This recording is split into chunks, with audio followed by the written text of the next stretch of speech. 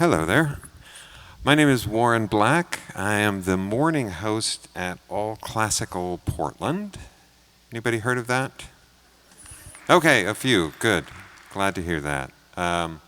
Thank you so much for coming tonight. And if you do listen, thank you so much for listening. We really appreciate it. I'm here tonight. Great program of some scene painting by Modest Mussorgsky. A great big piano concerto, one of the real monsters of the repertoire, and a new piece by Anna Klein, a relatively new piece for us here, Anna Klein, and Till Eulenspiegel's Merry Pranks. So a lot of variety in the program tonight, going to be lots of fun. I'm here tonight to introduce you to the Oregon Symphony's brand new principal horn, Jeff Garza. All right, I knew I would get that wrong first. Jeff Garza is brand new to the symphony, although not really, because it's been a weird year and a half. So Jeff was hired. Tell me when you started. So I auditioned for Oregon Symphony in October 2019, thinking that I would play some concerts at the end of that season as a guest and start full-time as the principal in September 2020. And obviously that didn't happen. So. Oh, well. Well, yeah, that was an interesting time in the before times. So, but welcome to town. So tell me about the process. So you got hired and then were planning to move here, and how did that all work out? When they offered me the job, obviously I was super excited and sort of started thinking about the logistics of moving and how we do that. My fiance lives in San Francisco and I was living in Texas at the time, so there was also trying to figure out how we were going to manage that move together, if that's what we were going to do. So there was a lot of things to think about. So we had a kind of whirlwind of life changes to ponder, and so we kind of went through the whole next few months trying to think about all the things that would entail moving to Portland. And I guess, we started kind of getting a sense in the early spring of 2020 that some things might not go according to plan. And of course, by spring 2020, I was in San Antonio, Texas, with the symphony there. I played my last concert and moved to the Bay Area to be with my fiance, knowing that the symphony was most likely done for the season. But I still, like a lot of people, thought, well, this will probably last a couple months. Maybe it'll be done by the summer. So we still were full steam ahead to move here September 2020, and then that got pushed back to January 2021, and then the whole season is canceled. So we just had to kind of adapt and make some new plans, I guess you would say. Luckily, she's not a musician. She has actually a stable career, and she's a nurse practitioner for UC San Francisco, and she's actually still working there remotely right now. So that's been nice that she's able to keep that job for the time being. So we just waited patiently and hoped things would eventually change for the better as far as orchestras go. And in the meantime, we also had a baby, so that was what we did while we were waiting for the pandemic to stop.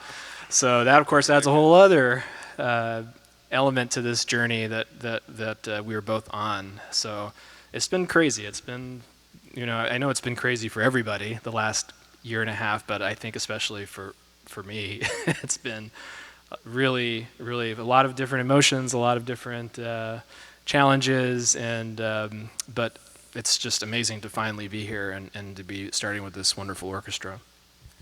And yeah, this is the first, I guess, new principal horn in decades. So that's also a really exciting new challenge, I guess, for you, right?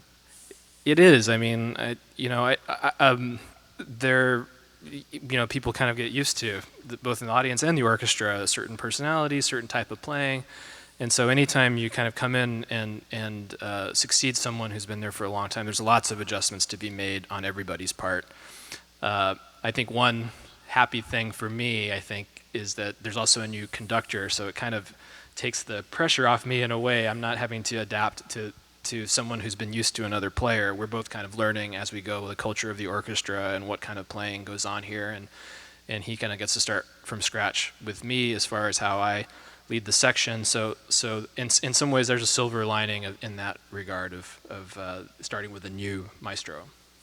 And so tell us a little bit, I guess, well, let's start with the horn. Let's start with your journey with the horn. So we talked a few days ago. I know that you're from Texas, and so tell us how you got, like, what was that moment when you're like, ooh, the horn? I mean, it's funny. I feel like it's a kind of a two-step story, because the first step, how I actually ended up playing the horn, is not a very interesting one, because I didn't even know what a French horn looked like the first time I opened the case, honestly. Like, I knew I wanted to be in band, because my parents kind of steered me towards that. My mom was in band when she was in high school, and she was a clarinet player. And I was trying to decide, okay, well, what instrument do I want to play? I know the trumpet, I know the saxophone, I know the drums. I really wanted to play the drums. That seemed like really fun to beat things and make a lot of noise. I'm 12 years old. I'm just kind of trying to figure out, what would be the most fun thing to do. Unfortunately, everybody wants to play the drums in junior high band. So they gently steered me away from drums and said, wouldn't you like to play something, a little more unusual?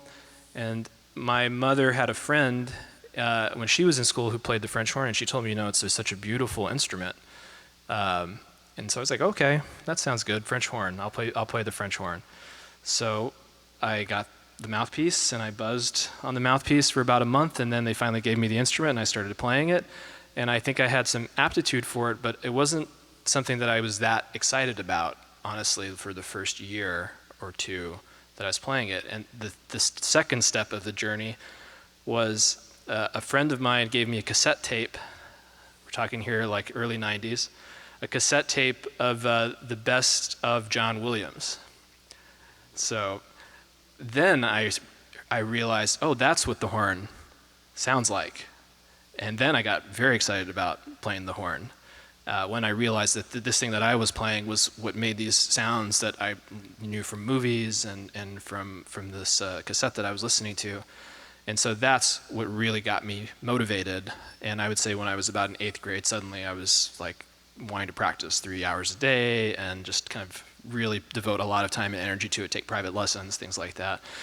So that's kind of my journey, and I kind of fell in love with the instrument after I actually started playing it for a few years. So it's probably unusual for a lot of people that choose an instrument. I know a lot of people, when you ask them why they choose the horn, they're like drawn to the sound. A lot of people choose horn after they've already started another instrument like trumpet or even string instruments and fall in love with the sound of it. And I guess I fell in love with the sound of it too, but I was already playing it. I just couldn't make it sound like what I was hearing on the cassette until I put in a lot of practice. It's true. It's kind of it's a very heroic sound, especially the way John Williams uses it. It must have.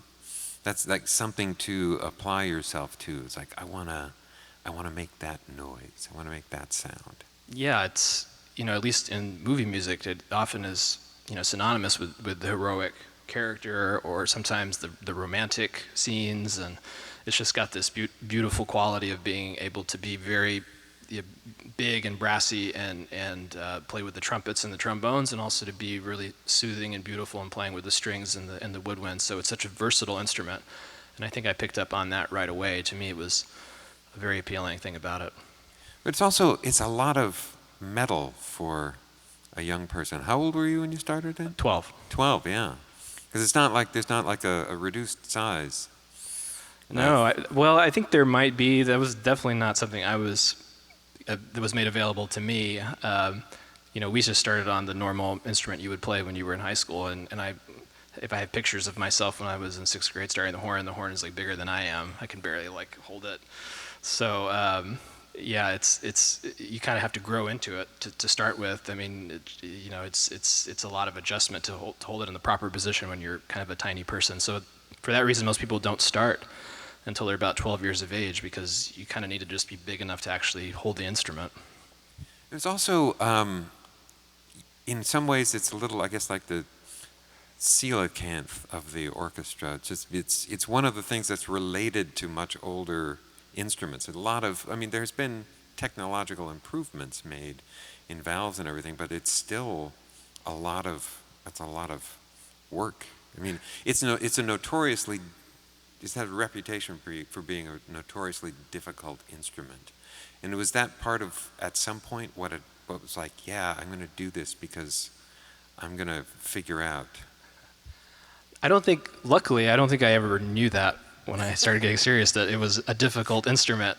I just was like, this is fun. I enjoy playing. And I don't think it occurred to me until maybe like in high school that you start hearing, oh, horn is one of the really difficult instruments.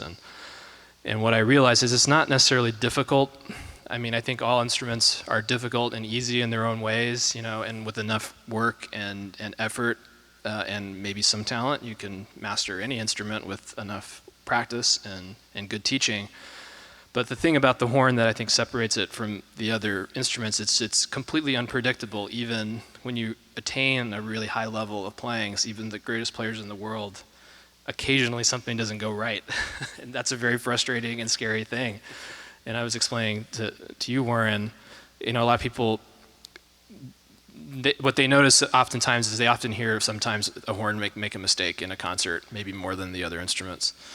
And the reason is because if you visualize a piano and the keys on a piano, you can imagine if a piano, the keys got smaller and smaller and smaller as you go higher and higher and higher. That's what the French horn is like.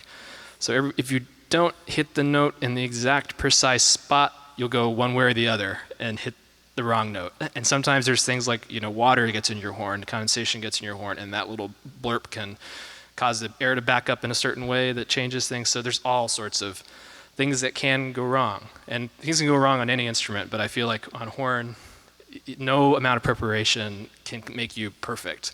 And I think that's a very frustrating thing for students at a certain point in their development. And if you ever want to actually be able to do this and not go crazy, you have to kind of accept that as part of the quirks of the instrument. And the funny thing is if you let go of that perfection, you actually end up making fewer mistakes because you just kind of, you let go of the perfectionism. I think it took me a long time to realize perfectionism was not a positive trait. Yeah, well, that's good to know. Because, I guess you occasionally probably always heard a horn kind of clam just a little bit. So how important is the actual instrument that you have? I know people are asking violinists, like, where's your violin from and who made it and how old is it? How important is that from the horn player's perspective? I think it's as important as any other instrument. The way I kind of think about instruments is every musician sort of has a sound in their head of what they want to produce, the sound they want to play with. And the goal for finding an instrument is to find an instrument that gets you as close to that sound as you can possibly get without having to work for it so much. So I think any good musician can sound good on any instrument once they kind of get the feel of it, but they can't get to that quite ideal sound unless they have an instrument that really responds to what they're going for. And so it is important, and I feel like I kind of didn't, I was very resistant to, I played on one instrument for most of my career until about 5 years ago. And I was very resistant to changing because I felt pretty comfortable. Although I knew that there was something missing, I just felt too comfortable on what I was playing on to actually take the leap and make a change. And at a certain point, I was kind of forced into making a change, which we could talk about, but once I did, then I finally realized, wow, I really have been holding myself back for years because now I can actually play the way I want to play and I'm not being held back by the instrument at all. So I was very stubborn about that for a long time because you kind of want to just do what works. But if you take the risk, sometimes something even better can come along. But you can go the other direction too, of keep trying all sorts of different horns and all sorts of different mouthpieces and kind of go crazy that way too. So I think I erred on the side of not wanting to push that boundary. So just for the record then, this is the new horn you've been playing for about 5 years. Who made it and where do they make it? a horn made by a man named Keith Berg, who is from Dunster, British Columbia. And he actually stopped making horns recently, so yeah, it's really a great bit of luck that I came across one and was able to get it. And they're very expensive now because of that, because they're limited edition at this point.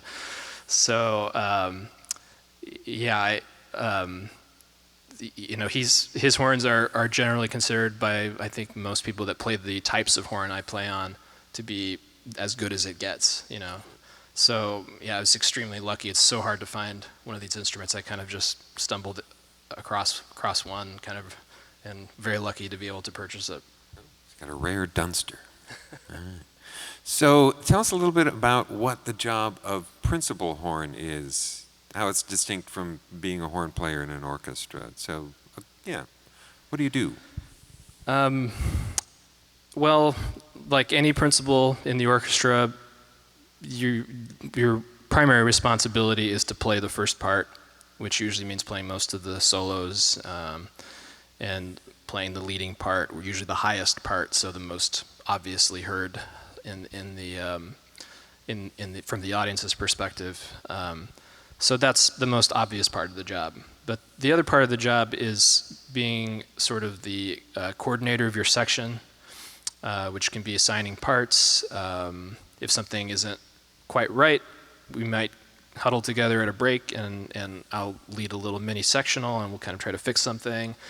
And generally just kind of be the person who is sort of the first among equals, I guess, is the way I look at it. And I don't really see myself as I'm the boss and you got to do what I say. I feel like somebody has to kind of be the person who is responsible for the section when we're interacting with the conductor, for example. And so my style has always been, I've been a principal on my entire career, is just to make everybody in my section feel part of the team and feel like, we're all in this together and feel free to like let their voice be heard. And I take that and listen and sometimes I have to take that to the conductor, so I'm kind of a conduit sometimes with the conductor and also with the personnel manager. So I'd say those are the two parts of the job, sort of the artistic job and then the administrative part of the job. Oh, and you mentioned playing the upper parts. It's an interesting aspect of French horn playing is you tend to play either a high part or the low part, right? Generally. I think generally that's true. What's interesting though is that you kind of have to be able to play high and low. I feel for many generations there was sort of this idea of the high horn player, the low horn player, and it is true that first and third parts tend to be higher and second and fourth parts tend to be lower. But if you really play in an orchestra day in, day out, you realize you can't just specialize on one or the other, because it'll come back to bite you at a certain point if you can't, because there are lots of pieces where the fourth horn player has to play at the very top of the register, and there are pieces like the Till Eulenspiegel that goes down to the bottom part of the register for the first horn, so you can't hide. So actually I think there's been sort of a shift in horn playing. When you go take an audition, I don't think these days you can get away with saying I'm a high player or a low player. I think you have to play everything, and we're actually putting together a second horn audition right now that's going to be in January, and you're putting together the list, and we're trying to make sure like this person needs to be able to do everything well. We actually want to hire the best player, not just the best low player. So maybe I'm different from some of my colleagues, but I feel strongly about that. I don't like to think of myself as a high player. I like to think I can do all of it as well as I need to, because when I'm playing chamber music, for example, there's tons of low stuff. We're playing solo pieces, so I think it's a full, well-rounded musician. I don't think would want to pigeonhole themselves. Oh, and so speaking of being able to play all over the place, we'll be hearing you prominently in Till Eulenspiegel tonight. That's one of those standard pieces that I'm sure you've played more than a few times. What's approaching that like? Well, I have played it a few times. it's an interesting. Well, first of all, it's a big excerpt, meaning like I had to play that piece to get a job in this orchestra. Like, so it's one of those pieces. So there's always a little bit of extra, a little pressure on a piece like that. But it's interesting because it's a funny little solo. It's so unlike any other solo in the repertoire. Like we were talking about, the horn has all these big heroic solos, and then has these beautiful romantic lyrical solos, thinking of like Tchaikovsky Fifth Symphony. And this one is, you have to kind of be sort of a practical joker.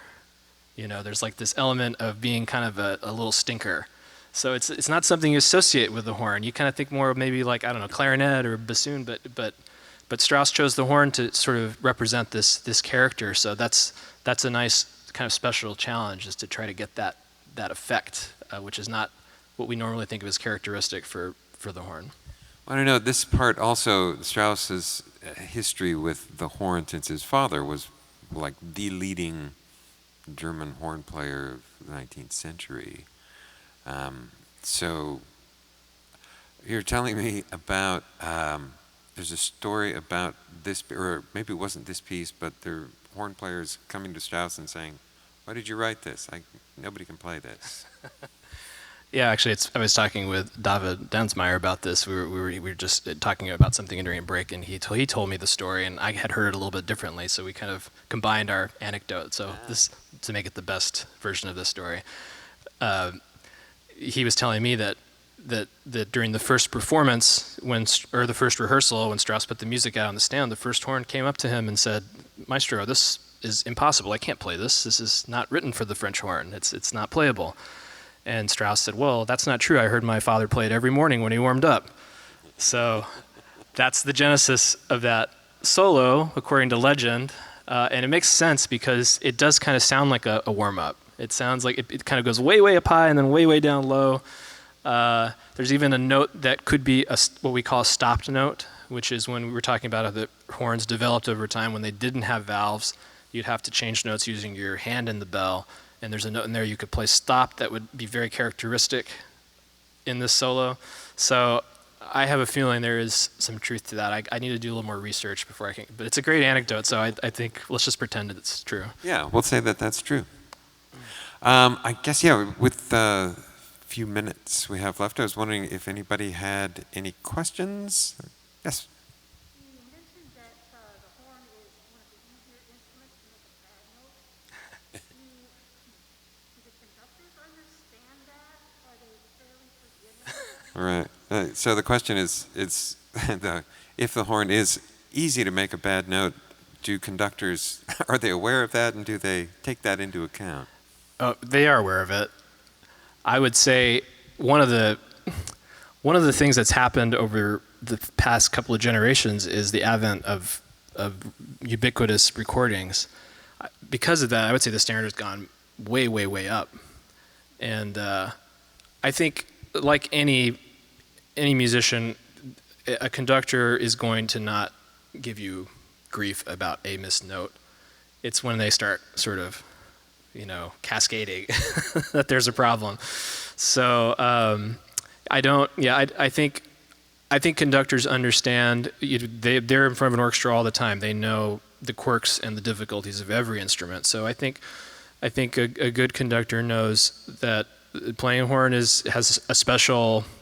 There's a special amount of risk to it, and if you want a musician to give a performance where they're giving their all and they're taking risks and they're taking chances to do something great, there is going to be always an element. And I think that goes for any instrument, but I think it's especially true on the horn. So to answer your question, I think most conductors, if they're good conductors, will give grace to the horns, especially, but to all of us, because they want us to feel relaxed so that we can play our best. If we were under fear of every time we made a mistake, that we would be in trouble. We wouldn't play very well. We'd be anxious and timid, and it wouldn't lead to the best kind of music making. I'm wondering if if Till Eulenspiegel is for horn players kind of what that clarinet gliss at the beginning of Rhapsody in Blue is. It's like, okay, here's this moment where I'm a little exposed. There are a lot of pieces like that. It's definitely one of them. I mean, there's another one, it's Bruckner's Fourth Symphony. Also starts with this very isolated horn solo. There's a moment in Ravel Piano Concerto that goes into this stratospheric note, and you're all alone. So there's a lot of moments like that for the horn, but this is definitely one of them. And one of that's that one moment in Beethoven's Fifth too, where it's like, God, here you are. Yeah. Yep. Any other question, anybody? Oh, yes, ma'am.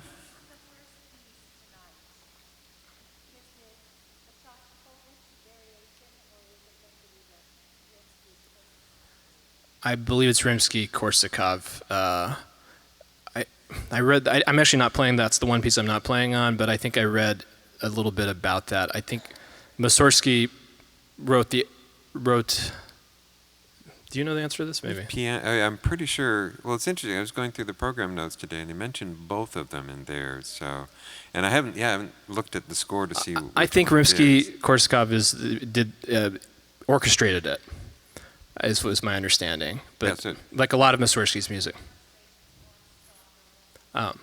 Yeah. So the question is about the Kovanschina, the Dawn on the Moscow River, because there was arrangements made by both Shostakovich and by Nikolai Rimsky-Korsakov.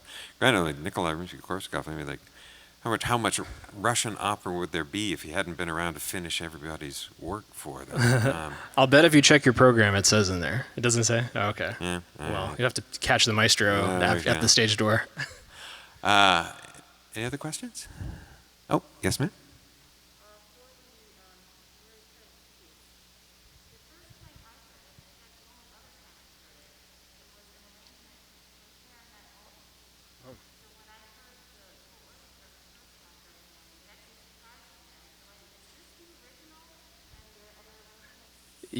Yeah, yes. I'm wondering if this is the original, because there have been other arrangements of this piece, but is this the original I'm Strauss? Pretty sure this was the original.